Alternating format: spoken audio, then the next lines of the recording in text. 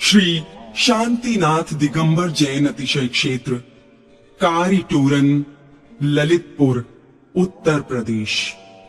ऊंचे ऊंचे मनोहारी पर्वत शिखरों से घिरे हुए, चारों ओर से लहलहाते मनोहारी खेतों की मनोहारी सुगंध से गंधित ये क्षेत्र पूर्व में दशाण, चेदी और मालव प्रांत के अंतर्गत गर्भित रहा है। समय के अनेक थपेड़ों को सहते हुए कालांतर में अनेक बार वीरान हो, अनेक बार आबाद हो, इस क्षेत्र ने अनेकों उतार चढ़ावों को देखा है।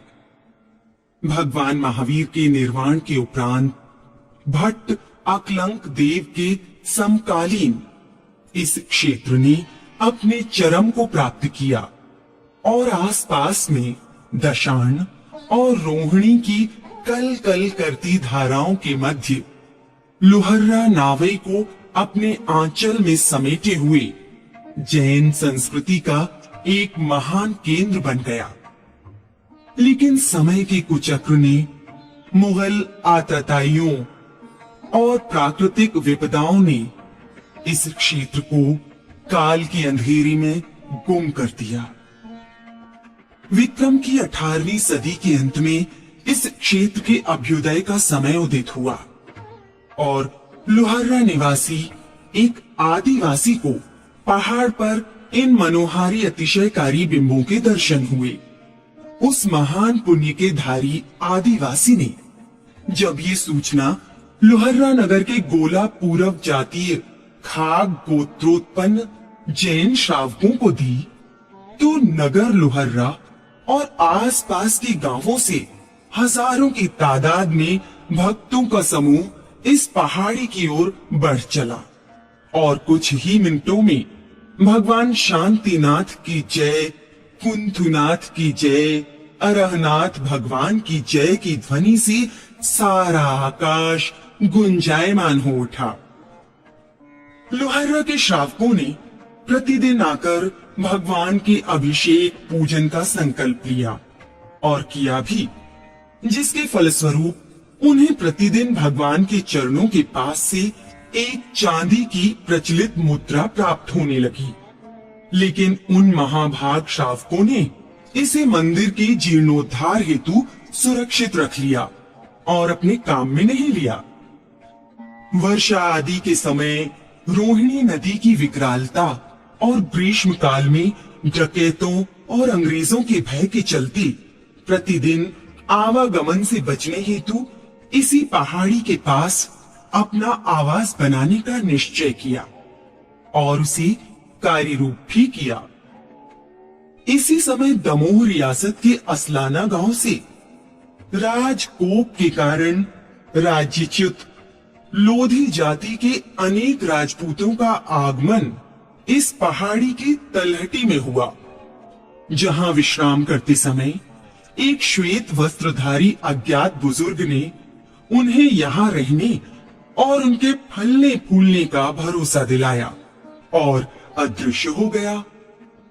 उस देव को आज सभी ग्रामवासी जनभूमिया कहते हैं और उन भूमिया की सहायता मुसीबत के समय आज भी ग्रामवासियों को प्राप्त होती रहती है।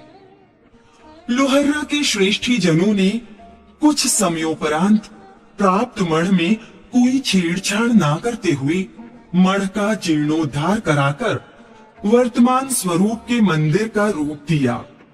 साथ ही साथ उसके ही पास दुनिया के हर असंभव कार्य को संभव बना देने वाली भगवान संभवनाथ की गगनचुंबी जिनालय का निर्माण कराकर विक्रम की 19वीं सदी के प्रथम चरण में गजरथ एवं प्रतिष्ठा कराई, जिसमें कहा जाता है कि तत्कालीन शाहगढ़ नरेश बखत वली शाहजू देव एवं बानपुर नरेश कुंवर मर्दन शाहजू देव शामिल हुए।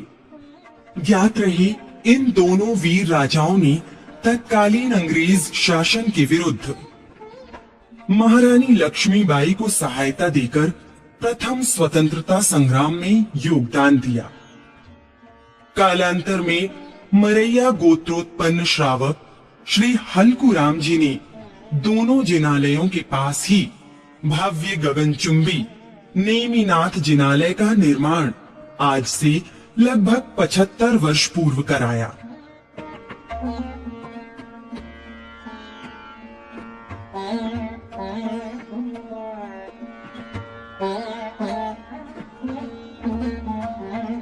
इस प्रकार से इस क्षेत्र के 3 गगनचुंबी जिनालय अपने अतिशय के लिए विख्यात हैं। जो एक बार यहाँ दर्शन करता है वो सदैव के लिए इस क्षेत्र से जुड़ जाता है, बार बार दर्शन करने को आता रहता है। इसी प्रकार के अनेक अतिशय यहाँ वर्तमान में होते रहते हैं। सबसे पहले मानव स्तंभ दिखाई देता है जिसमें 12 मूर्तियां हैं, जो शायद 1-2 जगह होंगे। तो ये अक्षरकारी भव्य मानव स्तंभ, और इसमें नीचे 8 मूर्तियां हैं, ऊपर 4 मूर्तियां हैं। इसके बाद शांतनाथ मंदिर है, और शांतकुंज अरनाथ की मूर्तियां आज से करीब 800-850 वर्ष पुरानी हैं, और इनके चमत्कार के बारे में आपको पहले से जानकारी बहुत है। संभवनाथ मंदिर में कई बार अक्षय देखने को मिले हैं। यहाँ पे जलोदर रोग ठीक हुए हैं,